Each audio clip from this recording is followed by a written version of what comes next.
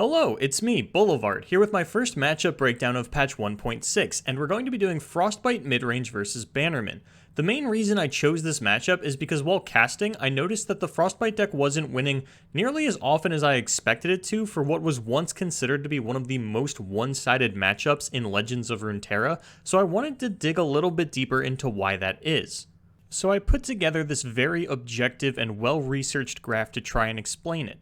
This first column is the first iteration of the matchup that we saw way back in one of the first metas before Rising Tides was released. The meta at the time was a lot of unit-heavy decks, Fearsome Allegiance, Elusives, and Bannerman, and the Frostbite Challenger combinations were some of the most effective removal we had at the time, so it was typically referred to as Frostbite Control. The second column represents when we saw the deck first make its comeback after Rising Tides released. Bannerman was on the rise again, but the meta as a whole wasn't as board-focused. We saw a reduction in the amount of Frostbite effects being played, Rhymefang Wolf was cut, and Bannerman had gotten some new tools from the new set like Grizzled Ranger and Loyal Badger Bear that helped it eke out a few extra percentage points in the matchup. Then at around patch 1.4 we saw a large amount of Bannerman decks switch to a more aggressive style. Lucian Misfortune became the standard over Fiora Garen, and the option to aggro out the Frostbite deck became a more realistic goal. The Frostbite deck typically needed a little bit of setup time, and early relentless pursuits could make for big pushes before beefy units could get online. The matchup might have swung a lot harder into Bannerman's favor, but this is around the time 2 Reckoning became the standard in every Frostbite list. And that brings us to patch 1.6. While cards like Kato, Reckless Trifarian, and Captain Pharaon add a lot of power to the Frostbite deck and work great with Assessor, they don't typically play out too well in the Bannerman matchup. I think this gradual loss of win rate over multiple iterations of each deck was subtle enough that it was hard to notice while it was happening, and suddenly we're at a point where the matchup is a lot closer than we anticipate.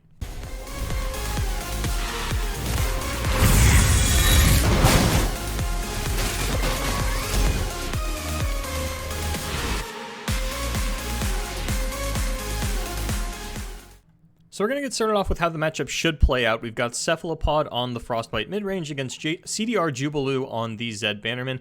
Now, it doesn't have to be Zed Bannerman. This really applies to just about any variation of Bannerman. These are just the ones that I happen to see over the weekend. This is probably one of the more popular versions of Bannerman right now, with Ionia kind of falling to the wayside. People are just kind of throwing Zed in their aggro Bannerman deck, and it's working out great for him. So what Cephalopod's going to look to do is control the board, really try to keep Jubilee from going as wide as possible.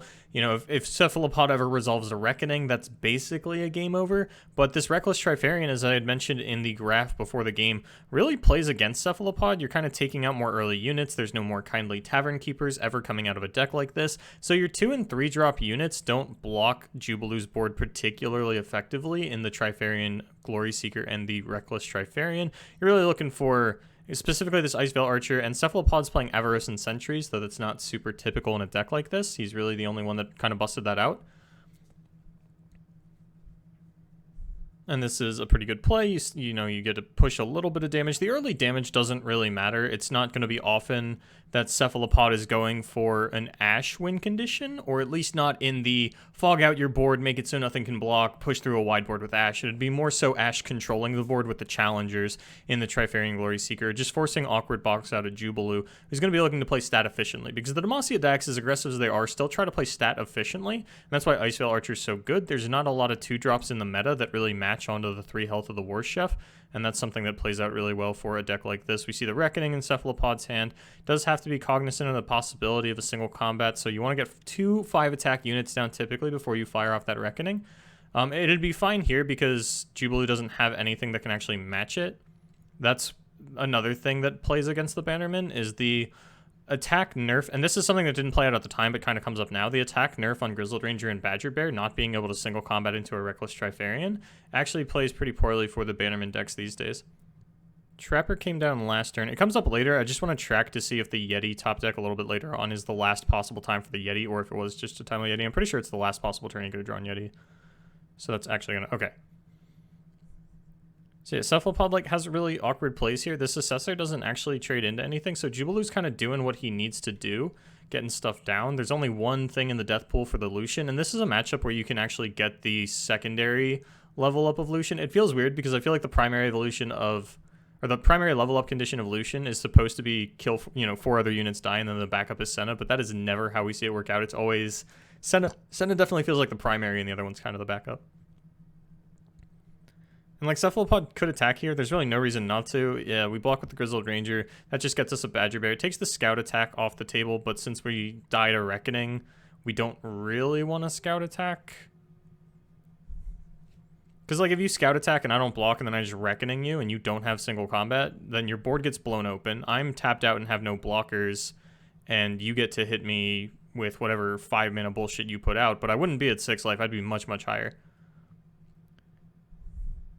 So yeah, this Yeti it looks like a very timely top deck on the Yeti for Cephalopod, but this is actually the third card that he drew. This came out the turn after the Yeti, this came out this turn, and then this was the third draw, so this really plays out kind of expectedly. Avaros and Trapper, this is one of the matchups where it really shines. There's a couple of awkward situations with Trapper where we'll see players play it, and they're really digging for a specific answer, like Captain Pharaon or Assessor, and it feels like they're just putting themselves a little bit farther off of that, and it's really awkward not to develop anything in order to, you know, try and dig for these outs a little bit later, but it doesn't really come up in this specific matchup. So Jubilee gets off his Relentless Pursuit, and this still isn't enough because of the Yeti. Avaros and Trapper absolutely dominant in a matchup like this.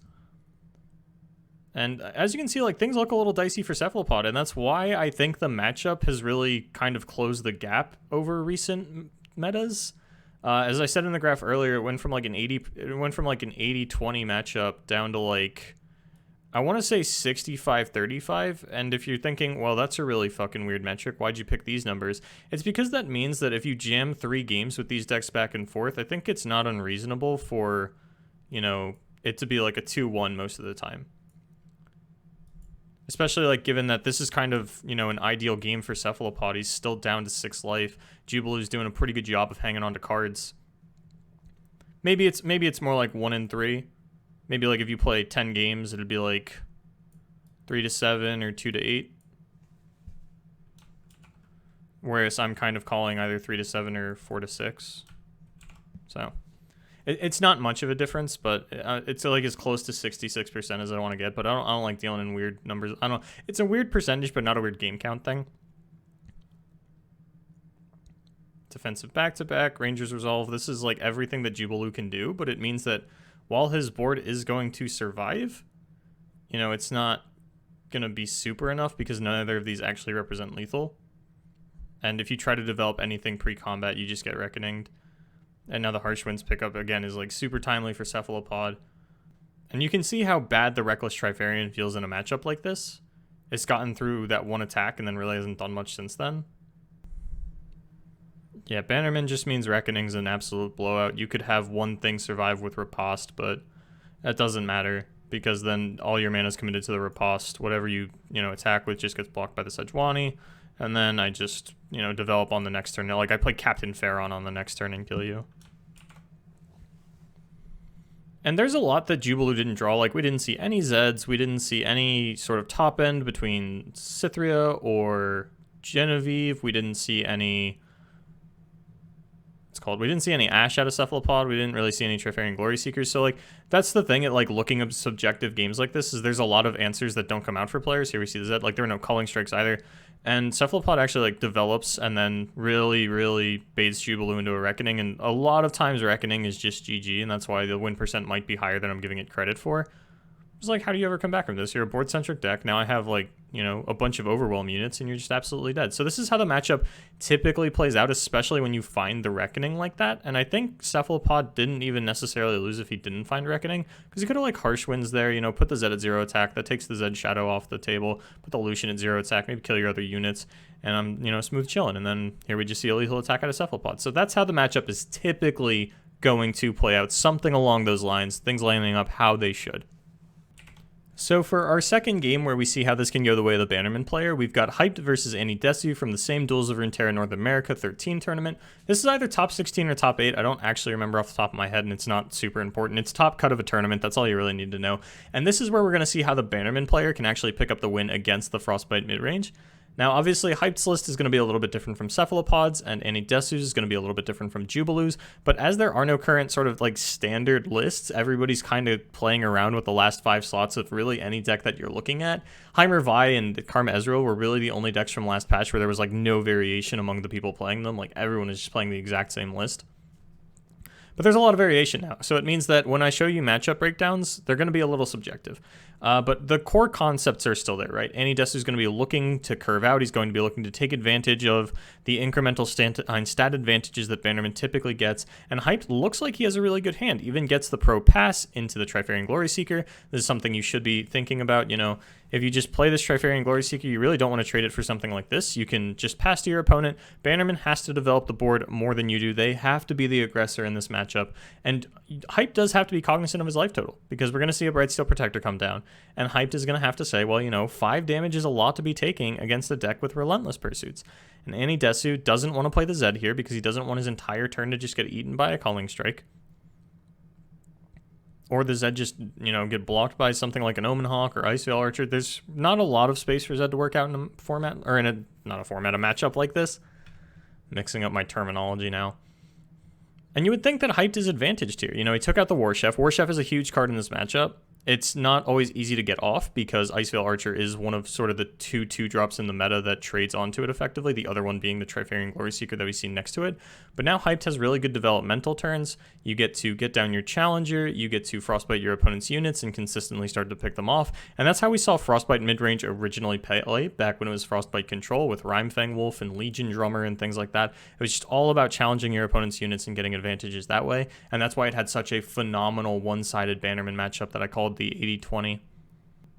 But things aren't really working out for Hyped's hand. As I had mentioned, you really want to have 2 units before you go for a Reckoning, because you do have to be cognizant of a single combat taking you out. For example, if Annie Desu throws down Zed here, and then you want to go for a Reckoning next turn, and he just single combats your, you know, the Fleet Feather into this, you do have the Brittle Steel to protect it, so that is something. Maybe Hyped could go for this. I don't think he's going to have, or yeah, he is going to have enough mana, so, you know, maybe you consider the Reckoning, but instead Annie Desu's playing Garen. And that's not super typical, but it's not like the weirdest thing we've ever heard of is Garen in these aggro Demacia decks. So that kind of takes that all off the table. Brittle Steel is no longer an option. And, you know, if you find a Bannerman, it's kind of the same thing. A War Chef suddenly gets above that breakpoint pretty easily. Same thing with Genevieve. Annie Desu's really just looking for as many go wide +1/+1 effects as possible. Because even Bannerman, you know, if I go turn 2 Lucian, turn 3 Senna, turn 4 Bannerman, then all of a sudden my Senna's outside of Reckoning range, and if you do Reckoning, then my Lucian dies, my Senna upgrades, all of a sudden I have this 6/4 double striker that can't be Brittle Steeled, and that can be difficult for, you know, Hyped or any Freljord deck to deal with. There are tools for them to deal with it, but you're probably going to take at least 1 hit first. And this is another thing about War Chef, is like, it counters Frostbite to an extent, because you do get to, you know, still buff up the attack of the units, and that does mean that he's going to get to kill this Trifarian Glory Seeker. A little surprised not to see the block onto the War Chef with the Iceveil Archer, but, you know, that kind of is what it is. I can't even, it's always weird because that's the kind of situation where you're like, maybe he's worried about Ranger's Resolve, but it's like, okay, well, the Ranger's Resolve would still be in Annie's hand then, so the next time you go to make this trade, it's still there, and it's looking worse for you.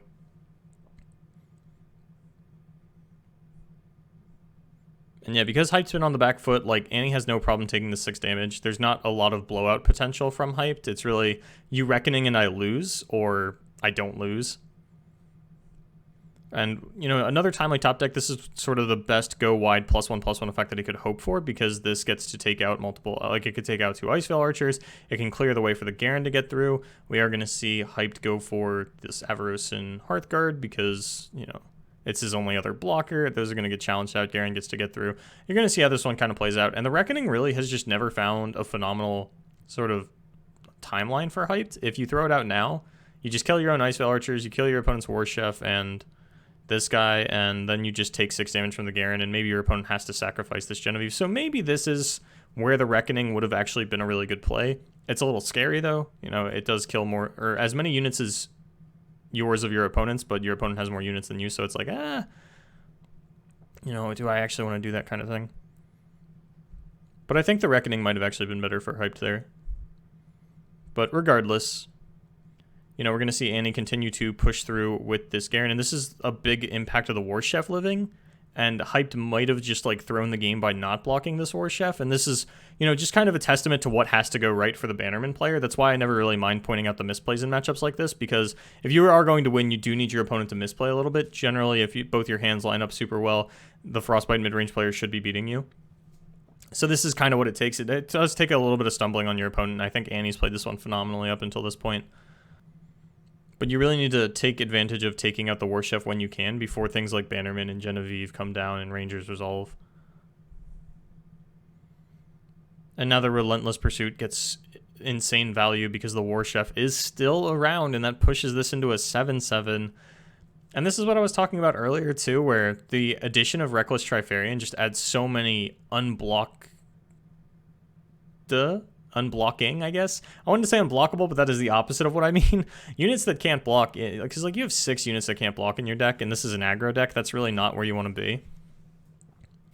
Because now, you know, you have no answer for this War Chef. You're just going to trade your board like this. Kind of is what it is. You're at 4 life. Your opponent has the attack token next turn because they play Garen. So even if you could kill this Garen somehow, then depending on how much of your mana it takes, Anidesu could just play the Zed and kill you. And that's why the Reckless Trifarian is so bad here. Like, even if this Rangers Resolve top deck didn't happen, and Hyped was able to kill this Garen with this Trifarian Glory Seeker, Annie just gets to play Zed and kill you. And, you know, this card can't block, so it doesn't matter. If the Reckless Trifarian did represent a blocker, then you could Reckoning in the same turn and things would be a little bit different. But that is sort of what it takes for the Bannerman deck to win, even though it is an aggressive deck. And we didn't see Lucian out of Anidesu, so maybe there are a couple of considerations for like, oh, the Garen came in really big there. We saw, you know, that big misplay from Hype, not blocking out the War Chef. But that's kind of what it, you know, has to happen, what has to go right for the Bannerman player to actually pick up this win. But I do think that this is a little bit closer than I've been giving it credit for as of late. So that is the end of another matchup breakdown video. I'm going to try to keep these outros short. My name is Boulevard. Thank you so much for watching. And if you want, follow me on Twitter at FromTheBLVD to get updates on when my YouTube videos are going live as well as when I'm going live casting. This is coming out Wednesday, so tomorrow, Thursday, July 30th, I will be casting a Brazilian tournament at, I believe, 7 p.m. EST. I don't really know when it's going to happen, but you can find out if you follow me on Twitter, and then when I find out when it's happening tomorrow, I'll tell you. It's going to be great. Anyway, thank you so much for watching, and good luck in your tournaments.